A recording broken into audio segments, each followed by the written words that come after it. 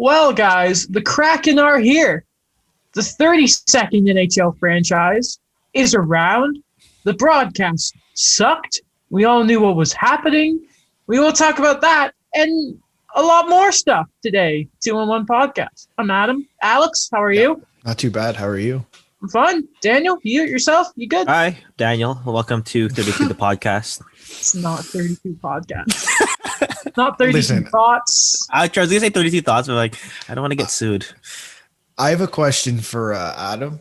Sure. Okay, so we talked last night, obviously. Well, we watched that wonderful broadcast. Yeah. Did you get a response No. from none of them? None of them, no. 0 for 5. 5? I DM. For those of you who do not know, I got so bored during the expansion draft. Like, listen, Alex and I have both DM'd Friedman before, and we've gotten very quick responses. He's actually pretty good with fans. So I sent him, Sarah Valley, Jeff Merrick, and 2 others DM saying, where are these side deals that we were promised? None of them got back to me. Probably because there were none. They were working. During their work hours. So before we get to that, so we have a lot to talk about. There were some trades once the roster freeze stopped. Mike Smith and the Oilers, that's pretty fun. Some CHL news. We're going to talk about the Bucks for a little bit. Detroit pulled off a great move. Steve Yzerman, you're hilarious. Arizona all of a sudden have some draft capital. That's pretty sick. But actually first, before we go to Seattle and we just rip apart that broadcast and we have a nice little debate about the insiders versus the NHL and who's at fault about what happened yesterday. The real story of the week, forget about expansion and that. Lucas Prokop, the first ever NHL contracted player, because I believe plays for the Hitmen right now and the Nashville organization overall, came out as gay. Wicked stuff. We've only seen, I believe there was a Q player, I think it was last year or just during the pandemic, it's been so long, that came out as well. A great way, I think Kyle Dubas addressed in his media today, a great way to start the week, and wanted to make sure we opened the show with that because it's cool, it's great, the courage to say that. You know, sometimes we talked about hockey isn't, it says it's for everyone, and sometimes it really doesn't feel like it is. But even if some would call this a small step, it is the first step nonetheless, and the first step is oftentimes the most important one. Yeah, I just it's an awesome thing to see, and to see not only the league but the even the players themselves, because the players tend to be very quiet. Mm-hmm. when they aren't specifically hockey things, and to see a lot of them come out, and not even just Nashville guys, but guys from around the league was a really good sign to me. And hopefully, you know, this is just a great opportunity to honestly prove hockey is for everybody. Mm-hmm. Yeah. It gives me like what I liked what Alex said, it was kind of a league-wide response to it in terms of the positivity that you saw there. And it really does kind of remind me of when we had Richard Coffey on the show, when he would talk about like those certain sentiments, or there's certain things that the NHL would do, but it would just kind of like, all right, what are you going to go beyond with that? Where he mentioned like the Pride Nights. And I think something like this is really an example with social media on that. It is something that it's not often spoken about as much as you want, like in sports overall, but especially in hockey. Mm-hmm. But it is something that, okay, now there's a bit of a conversation on this. Let's keep this momentum going. Pretty sure during the season they had their Pride Month and they were celebrating straight people. It was the NHL. Again, first step, keep up the momentum, please, because they don't have great history with it. But you love to see it. Great way. We talked about something great. Let's talk about something that's not the expansion draft. So lists were due. It would have been 10 a.m. to the league the day of the expansion draft. I would say we knew by 1:30 Eastern, we knew 29 of the 30 names. The only reason we didn't know the last one is because apparently Dennis Cholowski, they tried to get hold of him. He was Detroit's pick, and they couldn't. Maybe he was napping or something. But it was all leaked. It was terrible, and there was a promise. There was a lot going on about there would be side deals to try and make sense of some of Seattle's picks, and we're going to go a deep dive into that in a little bit here.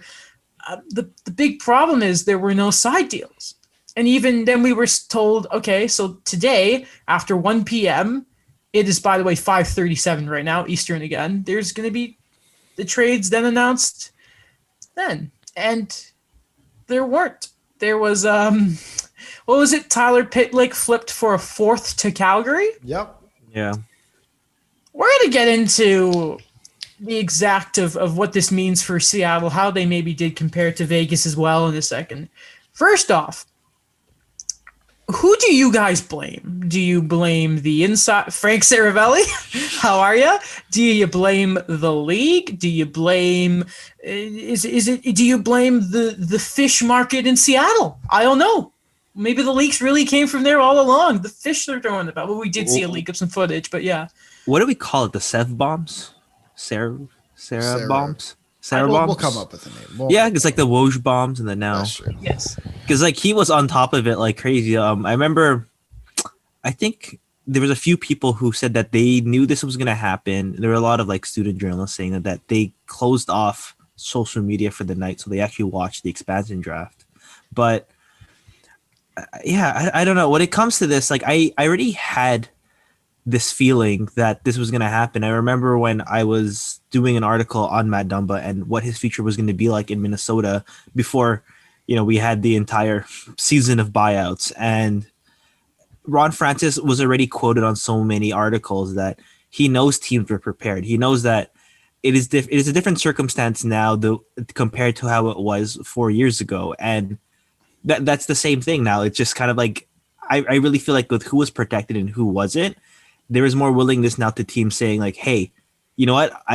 We'll risk it. Take the guy if you want him, because I'm looking back on a lot of the side deals that happened in the previous expansion draft. And remember, what was it? It was they protected Tobias Enstrom and they gave up the pick that became Nick Suzuki. Good stuff. Good stuff. I look at it, right? And it's like, that's their job. I get it. Alex, who do you look to blame for what happened with those leaks? Well, first, I'd like to point out how interesting it was who most of the stuff came from. Someone not from Sportsnet, and who broadcasted the event last night in Canada, Sportsnet. So it was. I have a feeling the guys at Sportsnet, like CJ and Friedman, broke a couple of things, but it wasn't until after Saravelli broke it. So I think for those guys, it was more, we got to do our job, because if Saravelli is breaking it, we have to as well in a way. But I think there's blame on both sides. It's like, from the NHL's perspective, you have to know this is happening. They're literal jobs. They're called insiders. They're going to get this information whether you like it or not. So this either needs to be better planned out. Like I cannot remember what happened during Vegas, but I don't remember it being like this. I really don't.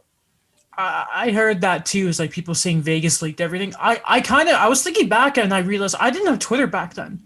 So right. That's true. That's a good point. The things that I remember that broke for me for Vegas were actually the trades that happened, and then what led to like the pick. For example, like Eric Holla getting picked for Minnesota was already kind of known, because you're like, there's another deal in place where like Alex Tuck goes to Vegas as well in exchange for protecting Mac Dumba and like Jonas Brodin. Just weird stuff, man. I'll tell you my sort of thoughts on this is, you remember when Vancouver, like the Canucks had their big, the Rottweiler's not happy right now. So you about Vancouver, that's why. Sorry? Because you're talking about Vancouver. Exactly. It's like, they're going to do something dumb in free agency because Benning's apparently going to be active. Oh, no, so like it's because the neighbor's walking their dog. That's great. So what I don't really like is thinking back to when the Canucks had their COVID outbreak. You remember how there was a whole thing of leave the players alone, and the media weren't very happy with how the Canucks were handling things. And it was, what was cited was public interest. And on the show, we talked about what is public interest. And we don't even know. One of us is a journalism graduate. Two of us are going into our final year. I still don't exactly know what to say what public interest is. That's one of our news quizzes. Yeah, and Public interest and news values. exactly. It's just subjective. Sorry, it is. So if I now look at what the public interest was, if I was trying to define it for the expansion draft, it was hyped up, and we were all waiting years, literal years, for this. I wanted to be surprised. And this thing of stay off Twitter, man, what else can you... I know things are opening up finally, especially in Ontario, but like, what would you want me to go and do? Are you serious? Stay off Twitter. We're in a social media age. Shut up. I have a Twitter addiction. Leave me alone. Like, what are you talking about? Stay off Twitter. That's not how this works. You think it's okay? You can't just disconnect yourself. It's not easy. How dare you try and... If you went on CNN, not CNN, obviously. If you went on CP24, they were leaking it too. They were reporting on it. Everyone was leaking it. Now, obviously, the league are at fault because if you give Friedman in that, like, what was it? 10 hours? Yeah. They're going to find out. But don't you all dare try and blame the league at the same time here. Like, public interest was shut up and let it... Because you ruined the show. And then not to mention everyone... I tuned into Tim and Friends, right? And them saying... And Mike Fuda was on. How is he not hired, by the way? We're every time we mention Mike Fuda, we have to mention... Why is he not hired? I look right... Get Calgary. Fire Treliving already. Like, I look at... Buffalo. My God. So on that broadcast, right, they were like, hey there, side deals. And there were those tweets about guys. And CJ, I saw people like CJ retweet them. You can still watch the expansion draft because there's going to be side deals. And there was nothing. And the most interesting part of those picks was like Marshawn Lynch unable to say Callie Yarncroke. He's just like, boy, Callie. And he didn't know how to say it. Or who would like the American footballers who were like, when they were trying to say Jonas Donskoy, how did he say it again? I have it here. Jonas, like Donskoy. Like it was two people who clearly never watched hockey butchering the pronunciation of a few players. That was the highlight of the expansion draft. And it was, I think, it was like Heat Daddy or Hockey Images that preceded Disaster tweeted like Kevin Weeks doing all this mileage and like all the pre-shot stuff for Frank Saravelli to ruin all of it. But like the memes of like Frank Saravelli knows what you're getting for Christmas now. It just felt so ruined, man. Like the disappointment too of like the lack of side deals. And that's how I kind of want to transition now looking at the draft itself and for Seattle, because if you look back at Vegas, we've mentioned it, the picks they got to, okay, if you take Carlson and you take I think it would have been the David Clarkson deal, here's a first rounder from this team, from that team, Anaheim, have Shea Theodore. It was Vegas's ability to take over and sort of expose how dumb some GMs really are that set Vegas up to this day. They were benefiting from those. Seattle did not do that. GMs, Francis said that they were prepared. I mean, you've also had a couple of years to get ready for this, Ron. And I do wonder if at the end of the day, and we're going to talk about a trade involving the Coyotes a little later on with Shane Gostisbehere. And the Flyers GM, I think it's Chuck Fletcher, right? There's a few Fletchers in the league. It's a close-knit community. It's Chuck, yeah. It's Chuck, yeah. I think it's just like his dad or uncle or something works for the Leafs. I think it's Cliff. Oh, his dad was Cliff. Cliff. He's still with us. He's worked with the Leafs for like 50 years. It's like, who was the one? Wasn't there a Fletcher who worked for Minnesota? That's everywhere. Chuck. Yeah, no, that's him, yeah. Sorry, Chuck Fletcher, the one who signed Matt Zuccarello? No, that was Paul Fenton. He was, okay. Fletcher was the one who signed the Parisian suit. Yeah. Anyway, good. So anyway, what he said in regards to dumping Gostisbehere's contract was, I paid, and it was a second and a seventh. Seattle were charging me a lot more. And I feel like maybe Seattle really set the price too high and didn't back down, whether if that's his principles or whatever from Francis, and that really cost Seattle looking at the expansion draft. I think it did cost him at the expansion draft, but what I do go look at is what Ron Francis built in Carolina, and I say, okay, he's done it, right? You say what you want about Carolina and their lack of their struggles when it comes to beating Boston, when it comes to beating the top end teams, but he's essentially put that team together for the most part. So I also just don't think this is over. There is going to be plenty of cap strap teams this year, and there's a lot of teams who they've reported are going to be on internal caps, including the Arizona Coyotes, who have like an internal cap of $65 million or something ridiculous like that. So I think it was high. I do think now that he's essentially lost a lot of leverage, I do believe that his work isn't necessarily over. I think there's more to come for this team, and that we're still looking like we're less than a week away from free agency now. So they could be making moves in there as well. Mm-hmm. Yeah, I think they're going to do something. I think with the players that they've been able to get, it's not exactly like replicate again the Vegas success of what you're going to get out of certain guys, but I think that there is potential to see with, okay, what do we have? But at the same time, like what I mentioned this like a while ago, but I called the Mark Giordano pick. I kind of knew that was going on because there was like rumblings where apparently they want him to be like the idea of what the leadership is moving forward with whatever they want to build there. And I agree. Like, I think we knew this already. Salary cap, like the salary space was going to be the biggest, most attractive thing in the offseason. When we're not going to talk about picks, we're not going to talk about the big name guys because there were so many big name guys like Seattle hypothetically could have picked. And they didn't go for it. And I think that now they're going to go for flexibility and try to build something there. The one thing that really surprised me was Jake Bean not getting picked. That was the one thing because I thought he was a really big Ron Francis guy. A lot of people were thrown by that and said they go Morgan Geekie, which is a very strange one. You talk about it. So the cap hit for Seattle in total, $52 million.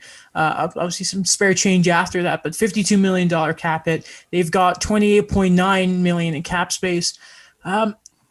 Right now, I will just quickly screen share and I will get up the official Seattle Kraken expansion draft picks. If you're looking at this, and you can check out the YouTube if you like along see our beautiful faces and the list, or obviously at home, pick it up. You can find it pretty easily online if you just Google it. Looking at some of these names, you're like, all right. Who exactly is Carson Transky? And it just speaks, and you're like, I don't like. Listen, I'd like to think the three of us know hockey pretty well, and at least we have a pulse at worst on every team in the league. However, this is just pure proof of just how Seattle, like Ron Francis said the day of the roster freeze, they want to stick to the closest the cap as possible, including if it sacrifices. Like I could have, I don't know, a guy who with a bit more value like JVR or Voracek out of Philly instead. Carson Transky. Try and take a risk of getting Tarasenko from St. Louis out. You may have to retain. You don't really like that. Go with the young guy and Vince Dunn. That was solid. Sorry? That was solid. What, Vince Dunn? Yeah. Yeah, I would have gone with him at the end there. Big story. We can quickly touch on this. The Leafs lose Jared McCann, not Travis Dermott. No, of course not. I meant to say not Alex Kerfoot, like the leaked fish video indicated. And in Montreal, to the relief of a certain someone on this podcast, ignoring my background, Carey Price was not claimed. Obviously, a little later we can talk about Dubas and Bergevin. They both spoke today, but also looking at the rest of this list, they're not going to be fun to play against Vegas. I mean, Seattle. They just have a lot of mean dudes. I want to go back just 1 second quickly on like the team they actually picked. Because I see a lot of people saying, you know, how meh it is. It's not going to be this. And I look and listen, I'm not saying they're going to be Vegas. I'm not saying they're going to make the cup final. That's not what I'm suggesting. But was the reaction after Vegas not it wasn't fantastic. I remembering what people were saying about the Golden Knights. it wasn't, oh my God. Like the standout pick was Marc-Andre Fleury, obviously, but Mm-hmm. William Karlsson did not have the reputation that he had at the time. Uh, like that James Neal had a good season and then kind of left. Jonathan Marchessault, yeah, Jonathan Marchessault was good, but I think he took multiple steps when he entered Las Vegas. Same with Riley Smith. I just think there's the opportunity for some guys to really improve and really impress in this roster, and it's not necessarily the worst thing in the world because those guys that you look at tend to be on the younger side. Not to mention, a good number of these guys are going to get flipped. If you look back at Vegas, okay, who did they pick out of this? Clayton Stone, Timu Pukkanen, Colin Miller was one, like Carrier is still there, but like Derek Anglin, remember that? Connor Brickley, Trevor Van Riemsdyk, Pickard never played a game. Griffin Reinhart, remember that? Brendan Still waiting on him. Sorry? Still waiting on Griffin Reinhart. Yeah, you look back, Alexei Yemelin, who I'm pretty sure they flipped not long after. Oscar Lindberg, who we all forget is a thing, and like how many teams did he play for? David Schlemko, who they like flipped right after. Do you guys remember who they picked from Tampa Bay that year? Oh, Jason Garrison. There you go. Yeah, because it was the big contract guy. And they gave up. Oh, I have it here. They gave up Nikita Gusev, right? And Nikita Gusev. But yeah, Jason Garrison. You just think back and it's like, man. So quickly, what if you look back at some of the, I guess we can say the storylines of Seattle and that draft altogether, what are some of your favorite storylines coming out of it? Because for me, I will say, I do kind of love the fact that Adam Larson took the exact same contract that Edmonton gave him and said, all right, I'll do that with you, Seattle. Yeah. That one, it was obvious in my eyes, but I do think bringing in Mark Giordano is a huge story. And like, I think Francis did mention it last night. If they're talking about captains, he's automatically in the conversation. And then the second one for me was bringing in both Fleury brothers. Yes. Now all Fleuries in the NHL have been through the expansion draft. You've stolen that one from me as well. Sorry. Daniel, what about you? I think for me it's just when they talk about cap space, what they actually spent their money on were guys that they knew were going to be a good locker room presence for both the young guys that are going to come in that they got, the guys that they're going to get in the draft, but the potential other players they're going to get in free agency or through trades. Like there's a good stability of like a leadership group there. And the second thing is Jamie Olesiak, because I am really happy that he finally got his big payday. You know, remember when he kept going back for like between Pittsburgh and Dallas for like the exact same 4th round pick? And you're like, where does he fit? And then the second time he's in Dallas, he develops into like, you know, a legitimate like top 4 guy, depending on what stats you look at. And I'm happy for him. Sure, man. It's really funny. Once he got traded, I went on Twitter and there were about 4 consecutive tweets saying congratulations to Penny's brother. I was like, man, poor guy. Something a cool storyline I thought day of course, mad at Frank Saravalli for being so good at his job. Sim8, smart insider man Steve Dangle breaking the John Quinville selection from Chicago. I love it so much. And the Max Domi and them not Seattle not taking Max Domi. That's another name for the Columbus pick. I don't know. I didn't know who that was beforehand. I don't think many of us did. Hold on. Who was it again? Gavin Bayreuther. So every time I look at that name, I just think of Gianni Fairbrother. Not where we are now. I'm waiting on that guy. He's gonna be big part of Montreal's future. It's like 21. Yeah, give him some time. Yeah, I'm excited. Same. I'm excited to see what he does for the team. And then I guess one little note: Yanni Gourde, of course, selection might be their first line center. Will miss time, shoulder surgery. That's unfortunate. Interesting to see what Yanni Gourde's like in the top 6 role. It's been a big storyline with him lately. All right, guys. Yeah. Can I just add on to something Daniel said? Sure. So Daniel brought up the leadership, like the guys they selected not only were young guys per se, but also guys who have a locker room presence. And I think like no matter what direction that Seattle goes, and I think that's like that's huge because if you look at rebuilding teams, the one that succeed the most are the ones that already have a built-in culture or built-in leaders within the room. You look at Tampa Bay, you look at Boston, you look at Montreal, like the ones that haven't necessarily succeeded in Buffalo, Edmonton, and Toronto yet, hopefully, they were missing an extremely important part of building a team, building a club, and that's having a culture. And Boston's going to have no problem rebuilding. They have the pieces there because Bergeron and those and Marchand and Krejci, maybe they'll be on the back end of their career. They might not be playing top line minutes, but they'll be there with the young guys. And I think that's immensely important. And looking at this roster, looking at a Larson, looking at a Tanev, looking at it, or Giordano, my God, like there's guys in that room, Jordan Eberle. It's like, okay, we're building this the right way. Underrated, by the way. I can't believe that the Islanders lost Eberle for nothing. Yeah. That is a terrible loss for them. You know who's a goalie who a fascinating career, and I know he's a bit of a meme, but my goodness, if you look at Mike Smith, he works his way in the queue, like has a good couple of years in the AHL and that, like a good solid 3-4 years. Gets the break with Dallas, a couple years in Tampa Bay. Phoenix even has a bit of AHL stints in there. Arizona picks up his game. Calgary, we all like to forget about it.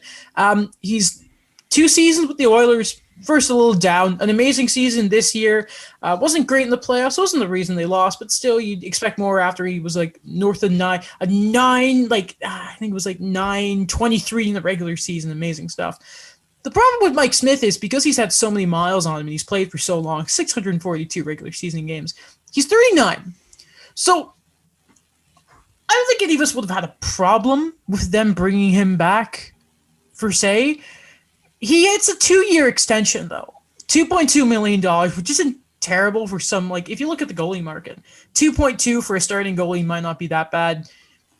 He's your starting goalie. And see, there are two problems with this, though, because we don't know what's going on with Mikko Koskinen. If they're going to buy him out, if it's James Neal, who knows? And Edmonton, the way they're spending their cap, it's going quickly and quickly. And who knows what's happening with Zach Hyman. As of right now, that's not confirmed, but maybe we'll touch on it a little later. I don't understand why you have to give 39-year-old Mike Smith a second year. Because it's Ken Holland. Why? That is a very good point. Smith was on an Olympic roster, wasn't he? Yeah, he was. He was the third goalie. There it is. Hockey Canada. Okay, so they have $9 million in cap space. They're gonna have $4 million after the Hyman stuff. And then they're gonna buy out Mikko Koskinen. Like I think they didn't buy him out the first time because they needed a goalie exposed. Mm-hmm. So that's an extra $3 million this year. So they're back at 7, if I can do math correctly. Mm-hmm. How are you adding to this team? Like we're talking in Toronto about adding with $10 million. How are you going to add with what you have? Like you also have to, so they're not, I believe Ken Holland said today, they're not qualifying Jujhar Khaira or Dominic Cahoon. Ooh, okay. That's rough. Kyler Yamamoto's up. You have to, if you want, unless you're going to go out and sign someone else, bring back Tyson Barrie. Mm-hmm. Like, how are you improving this team? And he has leverage now, I think.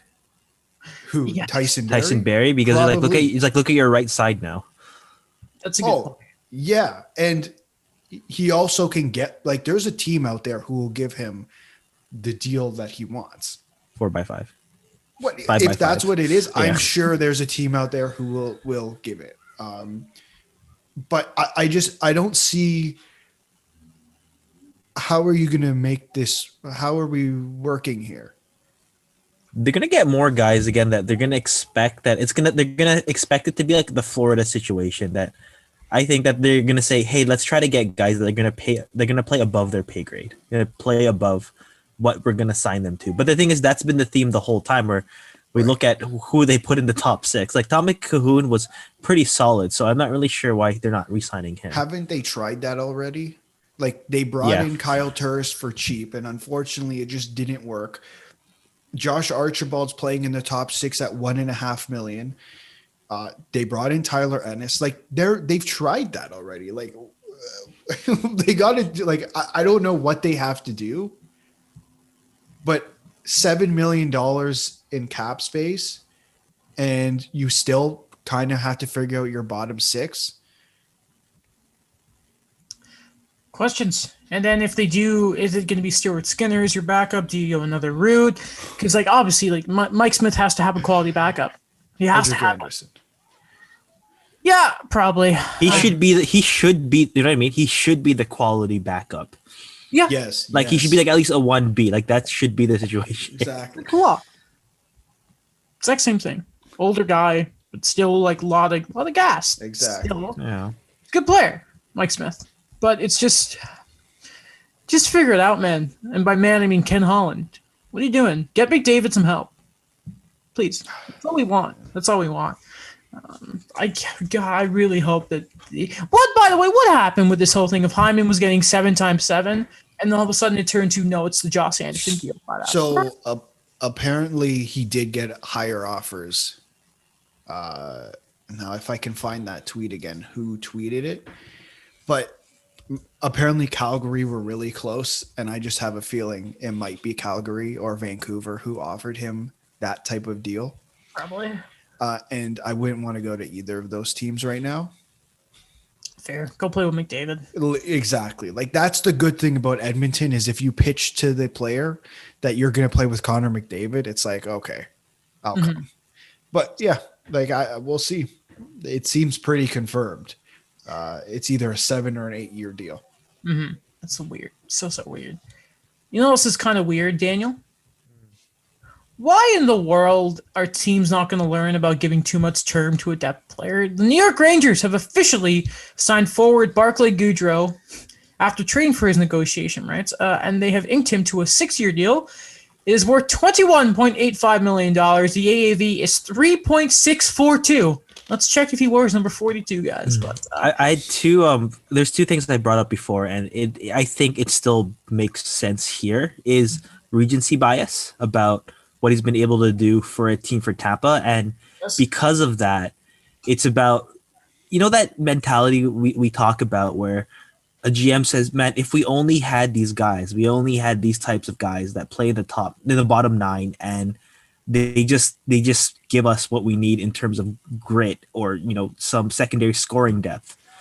But the thing is, like, yeah, it works if you already know who your core really is. And again, with the Rangers, there's so many moving parts I still see there where you have the Artemi Panarin, you have the Mika Zibanejad, but everybody else, like with the exception of like Ryan Strome, there are a lot of young guys that are still trying to figure things out that I don't think they're ready to compete yet, but they get a guy like Barclay Goodrow to kind of give them that type of money to say, like, we want you to still play that same role and we want you to complement the core in some way. you know what's weird too? The Rangers. So Frank Saravelli on. Oh, God, I always forget where is he now? Daily Face-Off. Daily Face-Off has this like it's icebreakers. I guess it's his version of 31 Thoughts. And he mentioned something I thought very interesting. Apparently, the Rangers have been shopping Pavel Buchnevich, and you're thinking because he's arbitration eligible, right? Mm-hmm. And you're thinking, so you're giving the money in this term to this depth guy, and what about Booch? Well, I'm concerned about the Rangers. Remember, Booch, there was the just before the roster freeze, there was a rumor going around about Buchnevich for Bo Horvat, which in my eyes would have taken them out of the Jack Eichel race, but that's maybe a different discussion. Yeah, man, I don't know why you'd. Okay, I don't know about you guys. I would personally give that money to Buchnevich. It would I think like obviously it'd be a bit more, but you're like, man, what are you thinking here? Like you need the Rangers. I feel like they need depth. I think James Dolan called Chris Drury and said, "I want to be like the Islanders," and Chris Drury said, "Well, I can't sign Casey Cizikas, Matt Martin, or Leo Komarov. But what I can do is get 2-time Stanley Cup champion Barclay Goodrow, he's not rough and tough, but he'll get in the corners if you need him to, and sign him for that. I can't wait to see what Blake Coleman gets. I always forget, what Blake Coleman, the way he plays. I always forget he's only 5'10", 5'11". He's feisty guy. Yeah. So if Barclay Goodrow gets that, you're right. Like that increases Blake Coleman's. It should increase. I think Blake Coleman's going to be the guy who missed out on Zach Hyman. They're going to throw money at him. He'll be worth it. It's just, that's a weird one. And by the way, even if the Oilers, we can talk about it here. If this does finally end up happening and it is Hyman, the first 4 years of that's like great, fantastic. Him and McDavid are going to be. I can't wait for Hyman to get some hard votes. It's going to be great. Yeah. And you know what? That's the point. And like, I'm going to try and defend Ken Holland here because we should get both sides. Come on. You need and we said for so long, get McDavid help. Yeah. It's just those back 4 years. You better hope there's a cup in your pocket by then. Is all I'm going to say. I swear. It's another thing. In like 3-4 years, the league is going to be full of those dead deals, and it's going to be a problem. And those compliance buyouts that you didn't want owners you're gonna wish you had them soon. Because the league is starting to look real messy. Real messy. I don't understand why GMs just can't control themselves. They just do it they continue to do it to themselves. Again, it's like I'm not going to be here in 8 years. That's the thing. It's like, and then half of them never win a cup, or like 99% of them, because one team wins a cup a year. And then it's like, Bill Guerin's left with the contracts of Zach Parise and Ryan Suter. You know what? And it's really frustrating then when you have a good GM. Yeah. And he basically builds, and then Breezeball fine-tunes the back-to-back champ Lightning. And then Yzerman leaves Tampa, and you're like, great. The Atlantic is going to be in a better place for the rest of us. And then he goes to Detroit, and he's done such a great job. I don't know what Carolina are thinking here. So Alex Nedeljkovic was traded to Detroit earlier. Carolina received UFA Jonathan Bernier and a third-round pick. Fun fact, this third-round pick is from the Thomas Tatar deal. Oh, really? Yeah. Wow. I looked on Cap Friendly about it because I'm like, why do they have a vague? Oh, it's Thomas Tatar. So the trade tree is there. And so and then soon after, by the way, Detroit signed Nedeljkovic to a 2-year deal, $3 million AAV. Apparently Carolina weren't in love with the money that Nedeljkovic could have asked for in arbitration. And Steve Yzerman basically said, how about you ask them why they would take this? Because apparently they offered him like $1.5 million. What is going on in Carolina? Waddell is a good GM, but like even Yzerman's like, I don't know what's happening. Like they finally had their guy. Like even if he wasn't going to sign long term, and you still wanted to see what happens. Like it in a weird way, it's like you got a guy that he's under team control. Yeah. He's not asking for like $6 million, and then I don't know. You just kind of give it away because like who is their goalie now? It's going to go back to what? Peter Mrazek? No. Oh, Hear yes. me out. It's going to be the greatest Leafs duo of all time. Jonathan Bernier and James Reimer. Mm-hmm. Well, think of it. They're all three of their goalies are UFAs now. Yeah. Like, what are you doing? So I don't necessarily think this is a Don Waddell thing. And I think this is more an ownership thing. I truly believe that. Just because, not that he's not involved and he's not the same way. I can't remember his name. Tom Dundon. It's not the same as, Eugene Melnick and his shenanigans. I just think the ownership has got a little more involved here because the whole thing happened with Rod Brindamore, right? And they're like, well, this is our price and we're not moving from it essentially. And the deal eventually got done. And then it's like, yeah, we're just not moving for Alex Nedeljkovic, and now we're going to trade him. And I don't see the upside in that because goaltending, we had this conversation when they lost. Goaltending was not their issue this year. They had Alex Nedeljkovic, and he played very fine in the playoffs. I don't see. He just couldn't score. Right. Like, come on. I'm trying to figure out what exactly Tom Dundon has his business in. Oh man. Started his own Golf? firm, Dundon Capital Partners, and bought something in Dallas. It's a golf thing. my. It's the golf store. What's the golf store? I can't think of. Daniel, do you know? Golf Town? No. Callaway? I'm gonna search it up. Putting Edge? No, not putting. Dundon owns via the firm of Dundon owns via the firm of the majority of Employer Direct, a healthcare service company, as well as stake in Carvana, which is a car realtor. Top Golf. That's what I'm thinking of. Okay. So he's got I was close. golf, which people could. I mean, well, this. I don't know. It feels like there was all that rah about, hey, we're gonna pay off. And I remember how they were one of those teams who didn't fully pay their workers when COVID shut down, like all the arena work. They have $29 million in cap space. Yeah. Okay, who do we got to resign? Cedric Paquette, cool. Martin Nook, cool. McGinn, cool. Fogel, who is probably gone, or apparently that seems to be a thing of maybe not qualifying him. Svechnikov could cost you a lot. Yeah. But Hawk and Paw, is that going to cost you a lot? Jake Bean, not going to cost you a lot. Dougie Hamilton's probably gone. And then your goalies. You're right. All signs here point towards there's some sort of internal thing here, because this is the talent. He had an amazing year too, Nedeljkovic. He was a Calder finalist. He had a third basically for him. Needed this kind of player. Like, he was good in the playoffs. He had that one stinker with that weird angle against Tampa, but I don't know, with a franchise that's been itching for a goalie for such a long time. You have this guy who's at the right perfect age for goalies, 25, bursting onto the scene. That's perfect. And they've put so much into that guy too. Just to be clear, I don't know if it's an internal cap. I just think I've listened to interviews with Tom Dundon, and he's very, this is my thoughts. And like, he's very stick to what he thinks. I mean, okay, so let's just, Tampa Bay, $9 million goaltender, won the cup, 1-2. Montreal, $10 million starter, okay. The Islanders have, $8-9 million between two guys, or have in the past. They've always made the Final Four.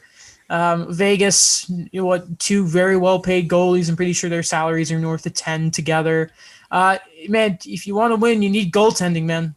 Even if you don't agree on fully paying your coaches, this is just, I don't get it. And what a move for Detroit. From what I understand, they had a goaltending prospect, but he's in the NCAA and has made it clear that he's finishing his NCAA time, which means he's going to be a UFA. Which, God, how much of a terrible feeling must that be? It's like, hey, not great. I'm leaving. But good on Detroit as well, by the way. I hate Yzerman so much. So much. Get out of here. I'm just looking at who very competent team. You know what I mean? They're not where they want to be yet, but it's very competent and very it's like going to be growing pains, but it's not going to be as bad because a lot of those other deals are getting off the books, but they're getting these other guys like Nicoletti, they're getting Alex Nedeljkovic, who, they're going to give them a fighting chance. I mean, you talk about GMs making a mess because they're not going to be able to clean it up. Yzerman has done an amazing job of cleaning up Ken Holland's mess. And Ken Holland somehow continues to make Peter Chiarelli's mess worse. It is amazing. I love it so much. Just the cycle is hilarious in this league. Hilarious. I just realized, forgot to mention, it was going to be at the top of the show. The Bucks, they won. Giannis, great guy. What was it? So the first player in NBA history to win Most Improved Player, MVP, Defensive Player of the Year, and Finals MVP. And I believe he's 26. Yes. Dang. And he wasn't on a super team. He was on a team. And I love it. I love that story. The A team. The Giannis team. My buddy had a long bet on him earlier, as the playoffs started to be Finals MVP. So I text him so what's up, buddy? He's like, I'm at the bars already. I'm like, man, I bet you were there before the money was deposited into your account. And he's like, yeah. Was that friend Mike? It's not Mike. No. Cameron? I would have believed it. Cameron does not like that. No, it's my friend Owen. Donald Higney. Not Donald Hickney. Happy belated birthday Yes. to Donald, by the way. Yes, That was yes. yesterday. Good for him. Happy birthday, Donald. Yeah. We miss you. Although, also, this is a huge shout out to him. Check him out on Yeah. the Cool Table on CGRU. Yes. Oh, okay, yeah. Also his podcast as well, which Alex Yes. and I have both been a guest on. Even though my episode has dated incredibly poorly. I'm still waiting for him to ask me, but he hasn't asked me. Anyway, on moving. Congratulations to Giannis and the Bucks. That's about all you get from other sports on this podcast. We didn't Unless talk about it's F1 this week, actually. Yeah, or I know. baseball. Yeah, it was a racing incident, by the way. Wasn't Lewis's fault. Get over it. I Twitter didn't during watch it. sorry, I didn't get to watch it. really? I didn't. I saw what happened, but I didn't get to watch it live. Yeah, me not. I was thingy, but then I just saw lap one instant. Like, oh, cool. All right, 10-second penalty, and Lewis still pulls out the win because he's that good. Even though I did kind of cry seeing that Charles was ahead for 50 laps. What a That was great brutal. drive! Imagine if Ferrari were decent and we'd have like this three-way title fight, it would be just good, solid, good stuff. Kind of like, I know we rip on this team as well, but the Yotes acquire Shane Gossespierre along with some 2022 picks, being a second and a seventh. We talked about it a bit earlier. What do the Flyers get in return? Nothing. They get cap space. So all of a sudden, the Coyotes have 7 second-round picks over the next 2 drafts. That's not bad. And if they listen, by the way, if they have an internal cap, I haven't seen exactly what Gossespierre got to be here. I'll tell you, putting the notes together and constantly spelling Gossespierre and Nedeljkovic, Ghost Bear. not great. Yeah. If they have an internal cap, by the way, and it's like money, and it's like maybe there's word about, Christian Dvorak, I'll take that. But yeah, really solid return for Arizona here, and at the same time, Gossespierre finally gets that change of scenery he's needed for about 3 years. Yeah. So $1 million this year, then a 2.25 signing bonus next July, and then That makes $1 million. It's a cap hit of 4.5. Yeah. So, yeah, not bad. I think it's a good deal for both sides here. Yep. The Coyotes, again, get more picks. Maybe they'll use some of those seconds to get back in the first round. I don't know. Apparently, that is the plan. Yeah. It's Cleaning gonna up the suck though. mess. It's gonna be like a late first, and then they're gonna just see that 11. It's like that pick has been forfeited. What if? Because obviously, the first round is only 31 selections because Arizona's is gone. Yeah. What if their whole plan was to shorten the draft order to move up a certain selection? That doesn't make sense. But anyway, maybe you want the 30th overall pick. Yeah, because historically, like those late firsts go for like a second and like 2 seconds or like something. Like, I'm just thinking of like other drafts like that. This is the time of year when you don't just look at the first round tag, you look at the selection order. Yeah. It's like, oh, okay, good. Because then it's like, yeah, the late first rounders are early second rounders. An early second rounder is a late first rounder. It's like, what are we doing here? Get the stuff sorted out, ladies and gentlemen. The Carolina Hurricanes are just, I'm not over that Nedeljkovic trade. I'm just not over it. So the draft's tomorrow night. Is it Yeah. better or worse? Okay, first off, your reaction tells me everything that no one had an idea that this was going on. I saw the commercial today. Horrible ad. Like, this is the marketing department in ESPN, NHL, and Sportsnet. Like, get together and figure this out, because like this is the third event in a row that's happened, and no one seems to have a clear idea of what's going on. Like, that's not great. And it's one of the biggest, like, what's kind of funny is all of a sudden you can look at tomorrow and we could have a Seth Jones trade. Yep. Like, we're waiting for some shenanigans here too. So I just there's a bit of zest there, Some big news in the world of junior hockey though. 2 notes to actually talk about the CHL. First off, this is from John Shannon. So nice that he finally got verified, by the way, so you know it's him. Long rumored, now official. The Canadian Hockey League announces today a new multi-platform, multi-year deal broadcast right partnership that will make TSN, LDS, and CBC the home of the CHL. And before we quickly go to some other news that Drager broke, Sportsnet kind of afterwards were like, we really enjoyed working with the CHL. And I would forgive anyone who didn't know that the CHL and Sportsnet had some sort of relationship, because I've seen them put up the Memorial Cup, maybe like the occasional Oshawa Gens game, and that's it. And I actually forgot Super that they had- Series. Like The Super Series. I think a lot of what they did was the local Rogers channel. But then why? Why are you paying for it if that's all you're gonna do? Like, you got some great minds who could honestly talk about the CHL. Like a guy like Mike Fuda, who did he not run the scouting in LA? I think he did, yeah. Like, you got Jeff Merrick, you have Sam Cosentino, like you have the guys there to do it. And I mean, Sam Cosentino is going to be there either way. Like, just do right, because that's what he does. I assume for most of the years, watch CHL games. Like Merrick or like the Kings. Yeah, it's unfortunate. I feel like as soon as they got the NHL rights or the national Canadian rights, that just kind of went down the drain for them. It's really funny that if you watch Sportsnet, you basically get tennis, the Jays, and the national games. They don't even have tennis.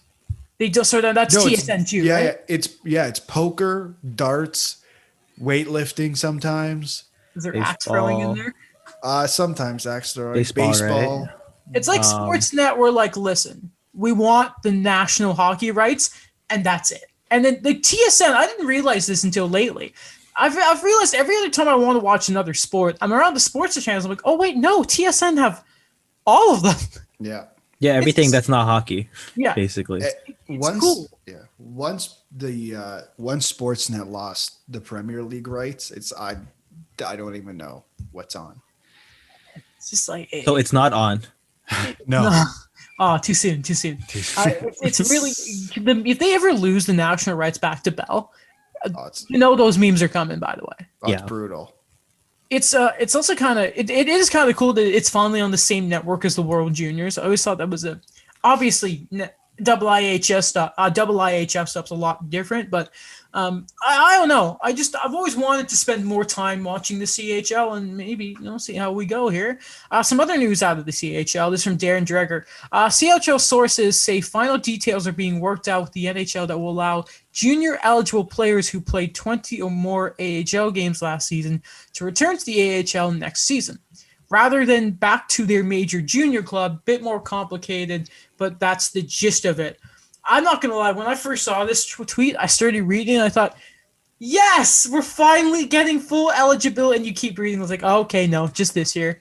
So the AHL is going to be great again next year.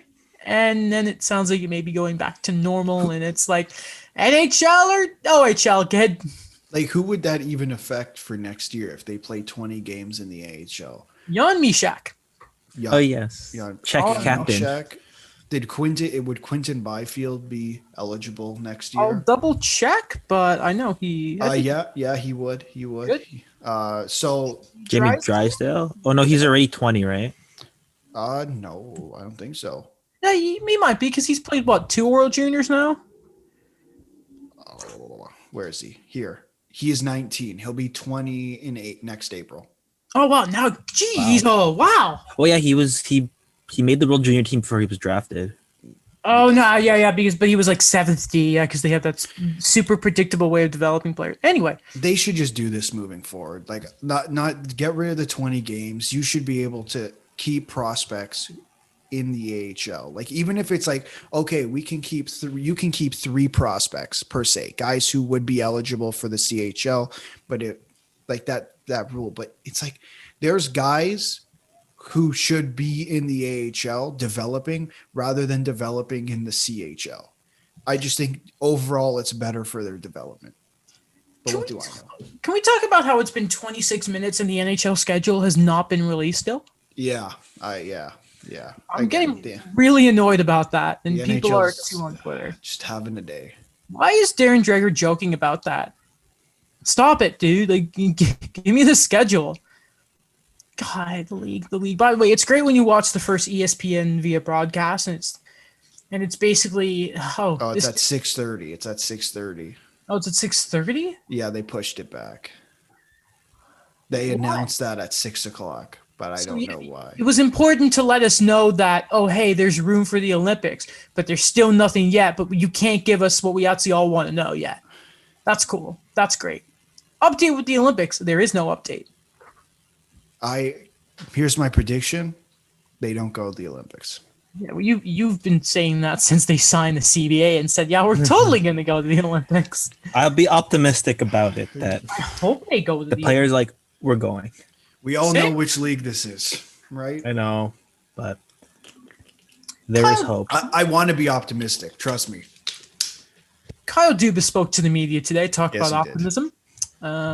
He was optimistic about next year, and it really feels like he's going down with the group. If they lose in the first round, is he getting fired? Yeah. Yeah. Everyone. I think Chris Johnson alluded to that when he said this has last dance vibes. Yeah. Everyone's fired. Maybe except Keefe, but I think Keefe, I think Shanahan, I think Dubas, I think they're all gone. I honestly do. And Mark Hunter finally rises from the ashes. He's staying in London. If Mark Hunter is the next general manager of the Leafs, what am I going to do? We're going to draft Yegor Korshkov. This is going to be our next draft. He can go for size. I don't know. Remember, like he kept going for size. It was like Dakota Joshua, Keaton Middleton. Yeah. Okay. By the way, we're a few days removed from it now. How are you guys? Am I the only one who's getting a bit sick of all this Jared McCann stuff? No. I just like the jokes that I could now add him to my Leafs Legends roster. Yeah, I got you, Daniel. Yeah, you got me. Thank you, Alex. Listen, man, like I'm over it because it's like it happened. I'm not happy about it. But Dubas said it today. He seems to think Justin Hall is irreplaceable, and maybe at that price tag, there's an argument to make. I honestly feel like Justin Hall is a good defenseman, but playing next to Jake Muzzin very much helps. You have a smile on your face. What's so funny? I don't know if you can hear it, but I accidentally wound a little bit of the music playing Koala. I thought that was an ice cream truck or something. No, so I was trying to keep that under wraps. Okay. Sorry. I feel like there are guys out there who you can play next to to Jake Muzzin, and it will go just as well. Because having Jared McCann could be very helpful. I know that he's a playoff performer per se, because he apparently has 0 goals in the playoffs. Fine. It's just depth. That's it. Mm-hmm. I know James Murrow wrote about it where I don't know. It was kind of like I didn't really kind of take his example. Oh no. Oh no. Is Daniel gone? Oh no. So. I'll pause. It's been so long. I'll pause. He kind of mentioned my God. Daniel, hello? Wait, no, back. Sorry. Yeah, okay. Paused, like, see that all again. No, I didn't just you had start from the beginning. Okay. And just go now? Yeah, go. I never stopped. James Murdoch kind of like he mentioned this like one example, and I didn't really kind of take it to heart, where he said, remember when we tried Tyson Barrie beside Jake Muzzin? It just never worked. And then he's like, you need someone like a Justin Hall that could absorb that many minutes and give that chemistry with Jake Muzzin. That's why he was valuable. What's Justin Hall? That's the thing. It's like he wants to keep like what's not broke in a way. It didn't work with Tyson Barrie because Tyson Barrie, you put Tyson Barrie in the worst position possible. Yeah, playing Tyson Barrie up against your best guys, because you weren't doing that with Riley, like against the opponent's best guys. It's like, yeah, that's not going to work. We already have had evidence of that. Mm-hmm. It's like, well, let's think about it like this, because like who do you see if they were to lose Hall? Like, who takes that spot? Let's just say let's rewind, say whatever, Hall's gone. Like, who takes that spot? I feel like I know and I'm gonna know the answer here, but It could have been Travis Dermott. Like, why not try it? yeah, I mean, he's what is it, 1.5 million with that new contract? Yeah. Did you And think I was going to say Dougie Hamilton? No. I Oh, thought you were gonna okay. say No, he's literally- going to Colorado. We already know that. No, I thought one of the young defensemen because No, it's very much made it clear today that they're gonna get a shot. And you're Zach like, Bogosian. I mean, he's gone. I'm so upset at that. Blame Ford. 'Cause it sounds like that's why. I will blame Ford for a lot of things. I believe the schedule has been released. Good. Opening night for the 2021-2022 season will be October 12th, and it'll be a doubleheader on ESPN. The Penguins versus the Lightning, and the Kraken versus the Golden Knights. Okay, so the big U.S. markets, I get it. Yeah. Exactly. Where the hell's the Canadian? I wonder who the Habs are opening against. God. Probably the Leafs, if I just had to take a guess. See, you say that. They never do. I remember a couple years ago they had the Kings. It was like, what? Yeah. Like home They opener lost the or game, like unfortunately, but home what? opener or opening night? Home opener. It was the Kings were in town. Oh, Ridiculous. interesting. I, Okay. I hope it's someone good. Give us like Winnipeg or something. I'd love to. I'd love. Oh, because that would be. I forgot. Never mind. Shifley won't be there because he still has a game to be suspended. Oh yeah. Oh shoot. Oh, it's here it is. Opening night, the first two nights. For October 12th, I already told you. Wednesday, October 13th. Leafs versus Canadians. Blackhawks versus Avalanche. Oh, Rangers versus Capitals. Someone thought this was Yeah. a great idea and went with it. Is sir that Leafs game? It's in Montreal. I'm gonna assume because they're the team on the left. It freaking better be. Okay, good. Wait. The Leafs are on the No, left? the Canadians are on the left. I thought normally it was. Whatever. We'll find out. We'll find out. I'm We'll not sure. know for sure. I don't know. Oh, help me! If they start the year on the road again, I'm gonna flip. I will click and I'll read it. And then the Canucks versus the Oilers. Cause Why They not? needed to fill Canadian teams. what's Calgary doing? They're facing. Don't know. Wait, so are you telling me no Canadian teams play the first two nights of the season? Well, no, 4 teams play on the second night. They don't play on the first night, yeah. I love it. Yeah, I mean, well, I'm not surprised, but I love it. So this is what they have on the Olympic break in the schedule. No final agreement or decision has been made to this point regarding the possible participation of NHL players in the 2022 Beijing Winter Olympics. Talks remain ongoing. And then there's a whole spiel. That's annoying. I want the full schedule. We want the details, yeah. just like we want the real Seattle team. I just want to know the official home one. I don't give a crap about the normal season. I don't care about that. I just think why Chicago, Colorado? I guess yes, big market Chicago for Central. them. I don't like that. Canadian season. Oh no, it's still season. No, it's in. God damn it! It is in. Toronto? Wait a minute. Is it? NHL season openers. It's saying Montreal No, it's in at Leafs, and then it says Yeah. Leafs at Canadian. Oh no, so it is in No, Toronto. It's in Toronto. Oh yeah, I love when the last game of the season is in Toronto, and then the first game is in Toronto. They never start on the god. They never start in Montreal. It's They so are- annoying. They are playing they play their next game at home And they play the against the Leafs? Rangers. Montreal? Yeah. No, no, never mind. They're playing away first 2 games and then they're at home. What? against the Rangers. No, so they play Toronto. Yeah. Then the next night, Toronto and Montreal play again. Montreal plays Buffalo. And then they come home Saturday Good. and play the Rangers.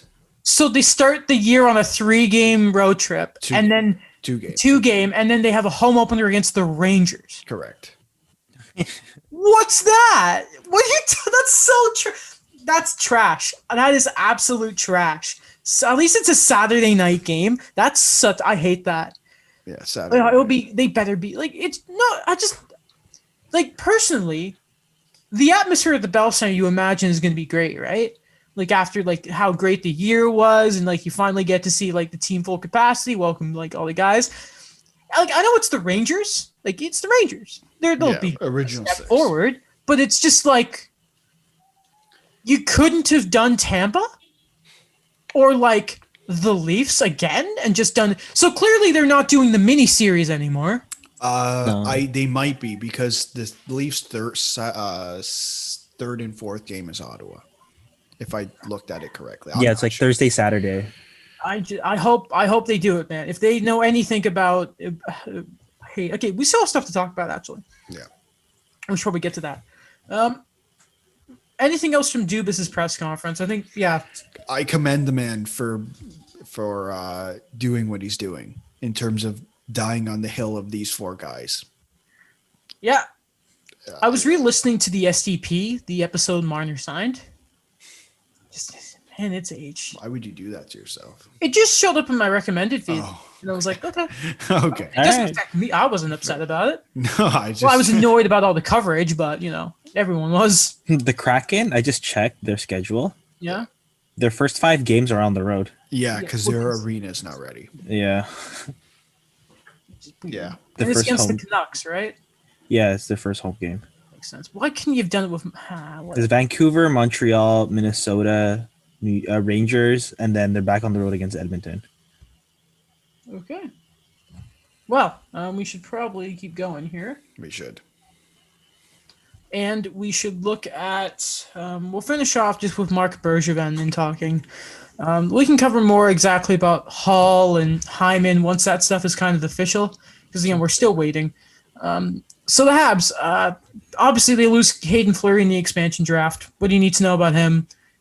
Beside Josh Brook, I don't think they have any more right-handed defensive prospects. Like, they're all left-handed. So it's like, cool. It's Jeff Petrie. And that's obviously going to be a big need. So that'll be interesting. Also, I kind of wanted to bring up here. You remember how hush-hush it was about Seattle's head coach stuff, right? Mm-hmm. And it was like no one knew it was going to be Hackstall. Yeah. And how the only reason everything got leaked yesterday was because obviously everyone knew because agents and everyone in the league probably knew, right? Yeah. So is it not kind of strange for some reason how everything about the owner saying yes and Seattle really considering Price all came out publicly? Is it weird? Yeah. A little bit. I just, maybe it was a bit of playing chicken is all. I think that's exactly. He's like, I dare you to take him. Yeah, and he didn't. And Bergevin is all of a sudden a genius. I think both sides were using the media to their advantage, and this was the result. 3 big sort of talking points coming out of Marc Bergevin today. The Habs hired a new assistant coach anyway out of Windsor, like the Spitfires' former head coach. It's not defined what his new role is, so you can't really say quite yet. Burrows still needs to be re-signed anyway. Is he essentially replacing Burrows because Burrows is going to the A? Well, they see that's what's weird because they hired Ray-Jean Houle's son, who's been like a coach around to be the new head coach in Laval. So I don't know if they're sending Burrows down. Well, no, because Ducharme said he expects Burrows to be on the staff. Right. So I don't know what they're gonna do. It's really weird because they have a video coach already. So it's going to be really interesting how the roles are sort of divvied up because it made it very much sound like young guy, good. He coincidentally, apparently he worked as an assistant under Ducharme when he won gold at the World Juniors. And the guy's name, by the way, probably should have mentioned that. Trevor Lazowski. Latowski? Not exactly. Former NHLer, defenseman, played a couple hundred games. Good player. God, what's it with Montreal and those gritty defensemen? Everywhere. Anyway, the big 3 talking points coming out of Montreal. First off, Carey Price is expected to be out 6 to 8 weeks with whatever surgery he's exactly getting. Apparently, Seattle were not happy that the medical information was not fully exposed to them. I don't care. Suck it. The second big thing, Jonathan Drouin is expected to return. Apparently, he's doing really well. That's lovely to see. Finally, though, and this is the tough one, Shea Weber will not play next year. And Bergevin said he doesn't think he's coming back at all. Oh. That's rough. which is sad. Sorry? No, it is rough. It just, again, the way he plays, how consistent he's always been, the captain he is, and he's so close. I know. I mean, listen, over 1,100 games played, in playoffs included, just a complete warrior on the ice. And you think how much he did and how much he played in those last 22 playoff games? Incredible. And obviously they're going to try and fill that hole, but it's as Bergevin said, you can't just replace Shea Weber. It's going to be rough. And I think it makes the press conference at the end of the finals that much more meaningful. Yeah. Because I think a lot of people saw it and said, next year, we'll see what happens next year. And I do think he had an idea that something was not right in terms of an injury with his hand. I think it was his hand, his knee, and his ankle. And it makes that press conference, it just makes sense. It makes sense. Mm-hmm.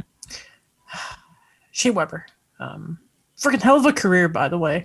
Whenever the announcement is official, we'll have a look back. But the captain through and through. A lot of respect for Shea Weber, especially when you think back about how he wasn't playing the best in the regular season. And no wonder. Probably, I mean, I can't imagine what it was like regular life for him and how important the surgery is going to be. What's really annoying when we're about to finish recording is when you see there's a new thingy of insider trading. It's like, great. Thank you very much, guys. But we'll talk about that later because we've covered an awful lot. Next time we see you guys, we're recording Sunday, right? Yes, we are.